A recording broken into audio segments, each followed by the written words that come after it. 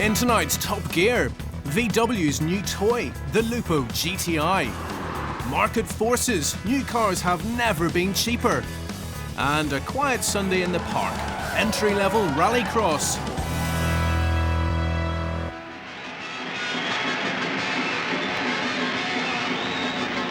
In 1941, at the age of 26, Orson Welles made Citizen Kane, widely regarded as the best film of all time.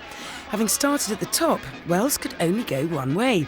He got fatter, more sluggish, and ended up appearing in sherry commercials.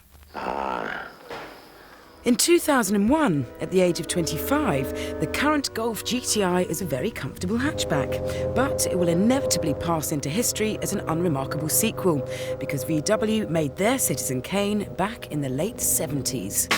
Remember me, seven execution. Remember me, I have no remorse. Remember me, I'm high power. Remember me, I drop bombs like Hiroshima. This Mark I Golf GTI was the granddaddy, the instigator. This car started the whole hot hatch phenomenon, but this car was so good, it ended up bursting its own bubble. Unfortunately, only the Mark II came close to capturing the essence of the original. Now the Golf GTI has gone the same way as dear old Orson. It's got fatter, less agile, and only appeals to sherry drinkers. The tingle in your trousers that VW's GTI badge caused has been missing for a very long time. But now it could be back. Ladies and gentlemen, may I introduce you to Volkswagen's modern-day take on that classic Mark I Golf, the Lupo GTI. So come on, feel the noise. Girls grab their boys. We'll get wild, wild, wild. And so tall. The GTI badge isn't an empty promise. Borrowing Big Brother Polo's 125 brake, 1.6-litre engine, you're taken to 60 in under 8 seconds. Strap a deck chair to a stampeding elephant and you get the picture. Just hold on tight and enjoy. It's frisky, especially mid-range. Everything about this car is on the racy side, from the super quick steering to the sporty gear changes. The only thing to let the side down is an overabundance of body roll. If I had my way, though, I'd stiffen the suspension, hang the reasonably comfortable ride and make it into a jaw-breaking belter. The Lupo GTI does have a few more tricks up its sleeve than the ability to cover miles in milliseconds. Its size is a bonus for sneaking into petite places, and that makes it a highly desirable city car. But you shouldn't clip its wings, because it's just as competent on the country roads. This car is no sherry drinker. Little the Lupo may be, but it's a classic case of small isn't automatically beautiful. These bug-eye front lamps make it look as though someone has shoved a chili pepper up the Lupo's bottom, which I suppose in a way they have, but it shouldn't look so surprised at having been spiced up. The best view is from the rear. And no, they aren't chili peppers. At least the snazzy alloys and clean, sharp door lines go some way to counteracting that shocked front end. Open her up and you'll think you've stepped into a paint pot with all those coloured panels. The dash is much more sober, with the exception of those sparkling dial surrounds. Big windows help to give this small car a spacious feel. Now, listen carefully, I'm about to use a big word. Ergonomically, it's not perfect. The steering wheel is wimpishly thin, the seats don't hug as well as they should, and tall drivers will feel as though they're sitting on the car rather than in it. In the back, it's a squeeze, and the boot is tiny. And then there's the price. At a fiver under 13 grand, it's a costly small hatch. Peugeot's 106 GTI and Citroën Saxo VTS are cheaper and just as much fun. But VW fans have never let the price put them off. So, do we have a successor to the Golf's GTI title? Or are we looking down the well where Orson's career ended? You can't help but fall in love with this cheeky little chappie. He gives everything he's got 100% of the time. Great for the city, great for the country. He really is the best thing to come from VW's GTI stable in a very long time.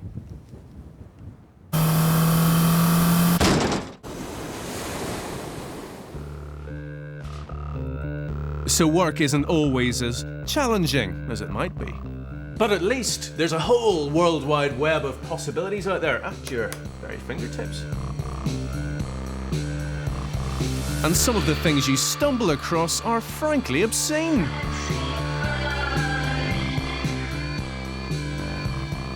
Can't believe it's that long.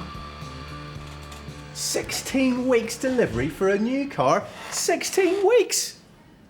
What did you think I was talking about? And that's not unusual. Hardly the stuff of a retail revolution, is it?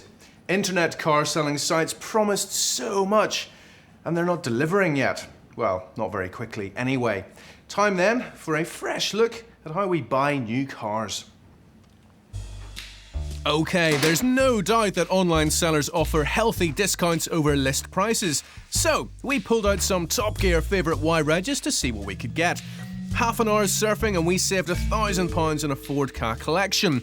And at the other end of the market, £3,000 on the Mercedes-Benz S-Class. £2,000 off a Fiat Multipla, and a rather pleasing £3,000 off my personal favourite, the Renault Sport Clio. But if you bought any of these cars today, you wouldn't see them on your driveway for at least 3 to 4 months. The websites blame the manufacturers have an army of excuses ready, but the bottom line is you're going to have to wait. And wait, and wait. Besides which, clicking tires just isn't as much fun as kicking them. Now what you want to do is try to beat the internet deals so that you can throw your list prices out of the window.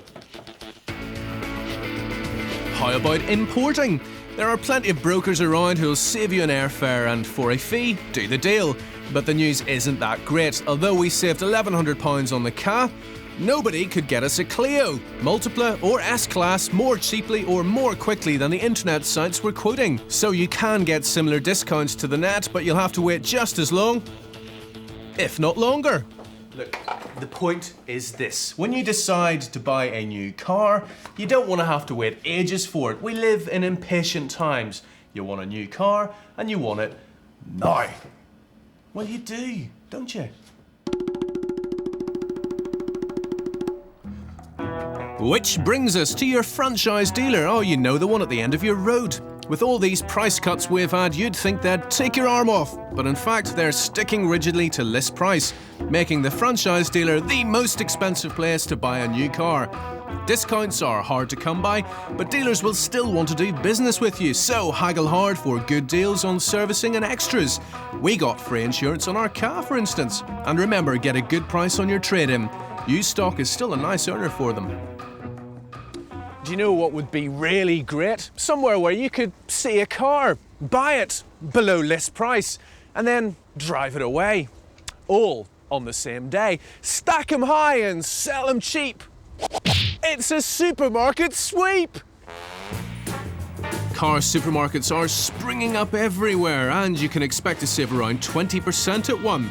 An average £2,700 off the Renault, £2,000 off the Ka, and a comfy family size £3,000 off the Multipla. And you can trade in your old banger, and you can get the keys today. Now this is economy shopping, so don't expect to be soft-soaped by any white-socked salesman. Well, let's face it, that's probably not a bad thing. Be very careful that you're getting exactly the spec you're after. Don't assume there'll be a CD player or even a radio, and make sure there's a manufacturer's warranty attached to the car. But where's the Merc? Well, not easily found, I'm afraid. But how about a new Laguna, a Land Rover Discovery, or an Impreza WRX? Markets really can be super, can't they? OK, not so good for the top-end stuff, but we reckon if you want a cheap car today, then making this part of your family shop might not be a bad idea. And on the subject of shopping for your family, what lovely melons. Still to come on tonight's Top Gear, Audi's second-hand stealth bomber, the A8. The gentle art of rallycross. Oh, poor little car. Poor my neck as well. Bucking Broncos, these cars are.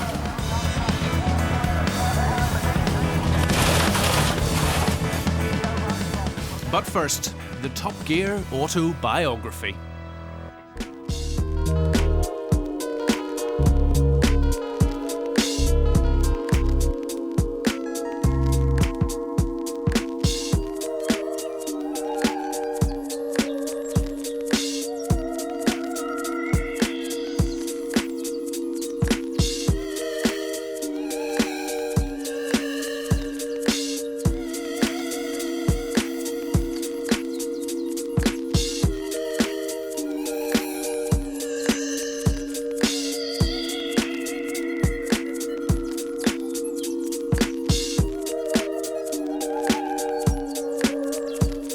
I made my first one when I was 18 and I enjoyed that, and so I've continued doing it. Unfortunately, the life expectancy of a cone's probably only about 6 weeks because they had a hard life. They get clipped by lorries and cars, and also they get very dirty.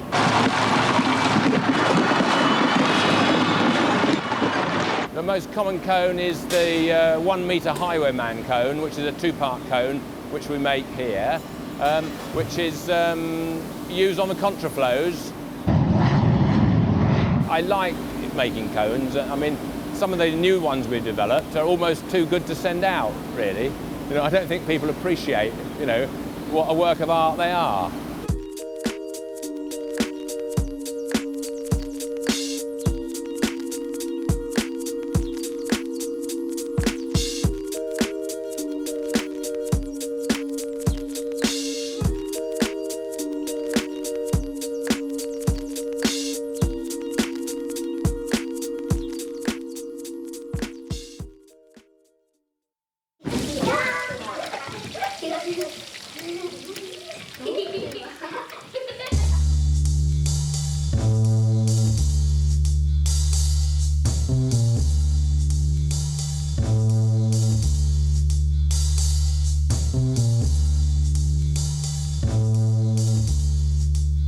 $370 currently. There's probably over 1,000 different types of cone that are able to be collected, so you know, that's what I'm aiming for.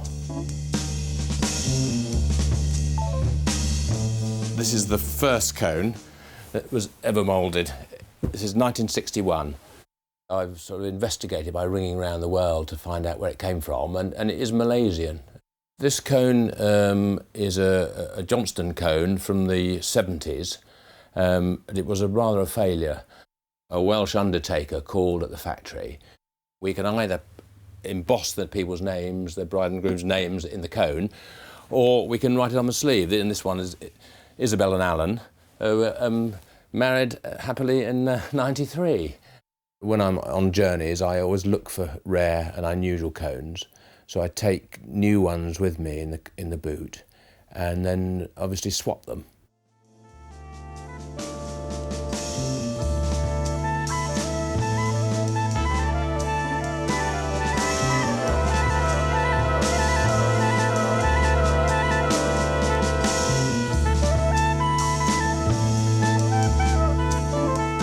A number of people phoned because they were lost. And then quite a few other people phoned because they'd seen some cones and were reporting it to the government.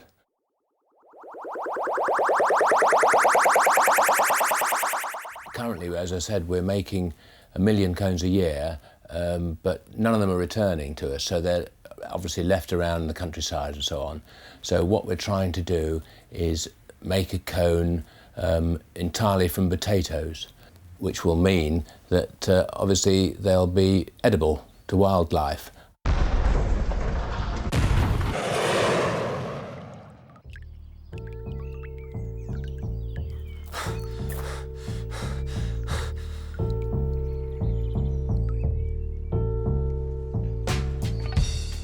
You're messing with the big boys now. You've got the camel coat and a lovely bit of jewellery.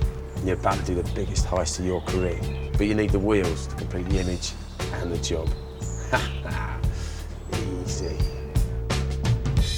For decades, movers and shakers in the criminal underworld have been party to one of the best-kept second-hand secrets in the country. Powerful, prestigious saloons are so cheap that even dishonest people will pay for them. And with a simple exchange of cash, you can buy your way into the life of the beautiful people. 10,000 quid in used non-consecutive notes is all it takes to get yourself a heavyweight gravel drive crunching motor with prestige badge and decadent luxury. And they don't come much more heavyweight than the Jaguar XJR. There are very good reasons why one of the fastest, most prestigious British cars ever built has fallen by 40,000 quid. Traditionally, the bigger the car, the harder it falls. And if you combine that with the increasingly weighty running costs involved, then it's not surprising that luxury has never been cheaper. Let's get the bad bits out of the way first. Forget underworld insurance policies. This is Group 20 insurance. And the 4-litre supercharged engine won't do any better than 24 miles to the gallon. And this is the worst bit, and it really hurts. A major service will cost, on average, 800 quid. Hang on a minute. I'm supposed to be doing the robbery. In return, you get rear-wheel drive, supercharged straight six, Connolly leather and polished walnut. It's got character and breeding mixed together with some very contemporary charm. And best of all, it moves like it's just had its backside slapped. Ooh! The criminal fraternity have always had a soft spot for Jags, not because of some misplaced patriotism, but because the thing moves and handles with a bit of spark. It looks, feels and moves like no other executive cruiser. It's a mobster's rocket ship. But here's something to bear in mind. Whilst the build quality is perfectly acceptable, it's not exactly German. But regular health checks should ensure that you don't get stung in the long run. Particularly important is the timing chain, which needs replacing at 60,000 miles. So check out the service history. If you can afford to run the XJR, the luxury is second to none. It's all here and it's all electrically operated. But here's a tip. Check out the leather upholstery. If it's a bit tatty, it's a sign that the car overall might not have been cared for. Its British and aristocratic sense of style sets it apart. Driving it, or even just looking at it, everybody loves a Jag. But whilst the good old UK gangster can see the merits of buying British, there's some very stiff competition from some foreign firms. Next to the affable, happy-go-lucky charm of the XJR sits the stern, imposing competence of the Audi A8. Its aluminium body shell is incredibly well groomed. Inside, it's loaded with equipment and it comes with a variety of engines that only do fast. However, it's probably one of the greatest forgotten cars of all time. Behind its unassuming facade lies palatial luxury mixed with bomb-proof build quality, making it less of a financial burden than the Jag for those wanting to shift upper class. But don't get carried away. We're still talking about Group 20 insurance and at very best 27 miles to the gallon. But hey, you can't put a price on looking good. 5-year-old A8s are regularly going for 10 grand or less. The same car today would cost in excess of £55,000. And it's not just the 2.8 litre you'll find at that price. If you really hunt around, there are some 4.2 litre Quattros as well. Most of these will be fairly leggy, but even with 100,000 miles under their belt, they've not even broken into a sweat yet. Look at this. Headrest up, headrest down.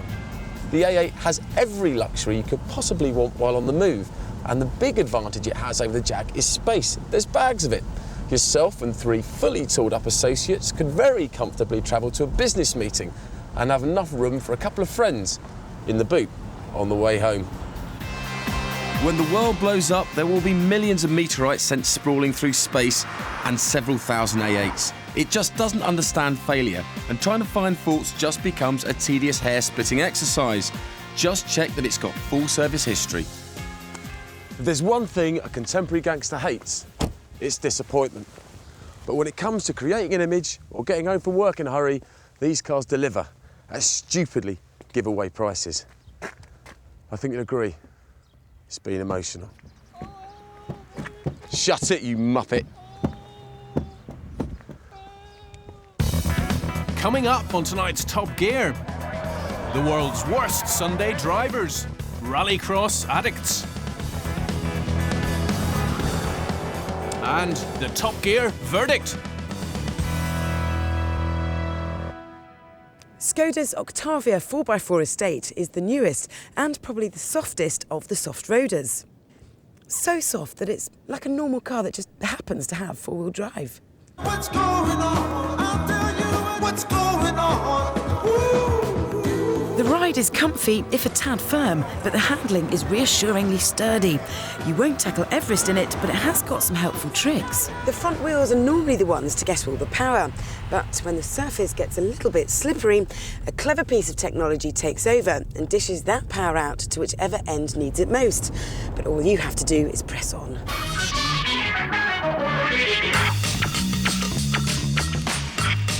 Thankfully, the Czechs haven't gone all butch.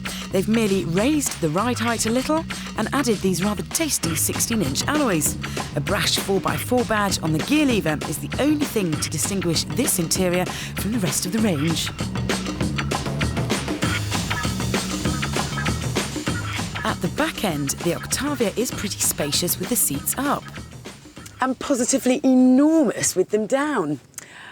Lashing hooks and a 12-volt power socket provide the potential for hours of harmless fun. Its 1.8-litre turbocharged engine is common to a host of VW Group cars, and in the Octavia it produces a fair to middling 150 brake. It's no sporting ball of fire, but then it's not meant to be. Still, 60 comes up in 9.3 seconds, and it'll go on to 131 miles an hour.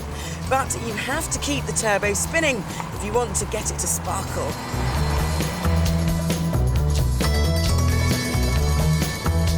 Its Golf estate cousin costs £2,000 more, while rich Uncle Audi's more powerful A4 Avant is an extra 11 grand. Subaru's Impreza estate has crisper handling, but is slower, though the Forester is better if you really want to go off-road. Renault's Megane RX-4 is more versatile, but it's slower, shorter and more expensive.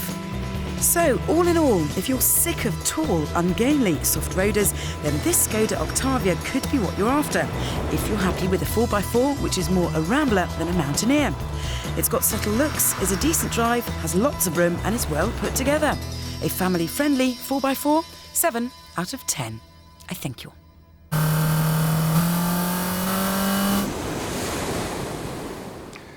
Aren't Sundays brilliant? The long lines, hours spent poring over the papers, meat and two veg, a bracing walk, thrashing the living daylights out of the family hatchback.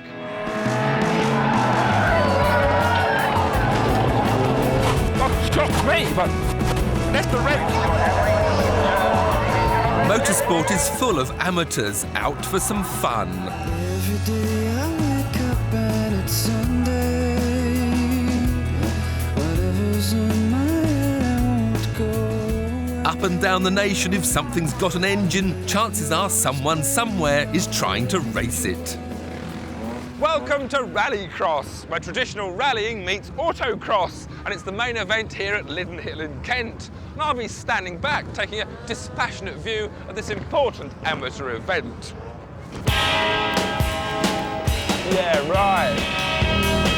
Stock Hatch is the newest class in Rallycross. Stripped down Astras and Peugeots mostly, with nothing bigger than a 1600cc engine. This is real hands-on motorsport.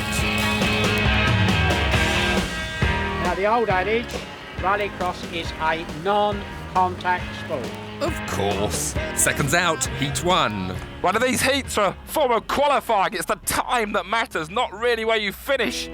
So we're not a clean heat, with a good time to get a good grip position in the final. Wait for the lights. Wait for the man to do a little dance. Go.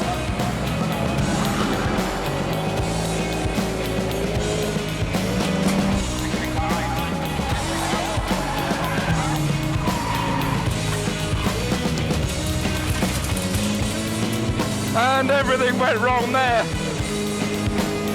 But before the end of the lap, we were in the lead.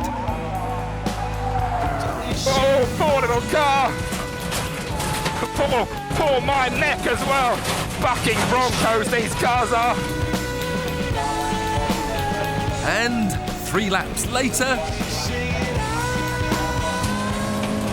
and we're going to take startling debut Stock Hatch victory for Top Gear. Woohoo!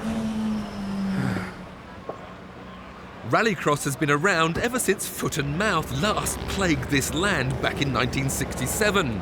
And stock hatches are taking it back to its basics. You can build these cars for as little as £1,000. Running costs are minimal.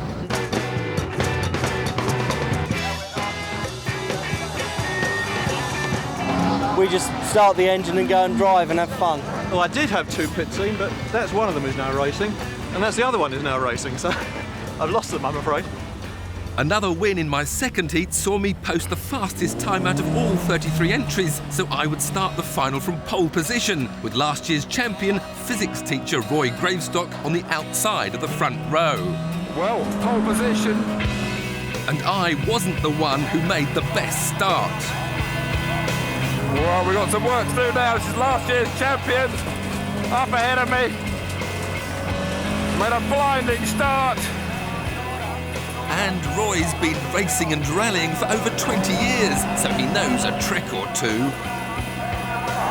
I ducked and dived. And fended off the advances of 5-time winner Greg Rose, who seemed to be permanently attached to either my rear bumper or my left door. They may be Sunday drivers, but they're no slouches. Last corner, last lap, and Roy brakes harder than I expected. The result was dramatic. With Roy on his side, I went on to take the checkered flag, with Greg Rose still right behind me and Kirk Twyman finishing 3rd on his first ever race. But it wasn't the way I'd wanted to win. Roy was understandably not amused, but the steward's inquiry allowed the result to stand. So, no hard feelings then. Well, almost. But I'll see you in about an hour. Yes, sir.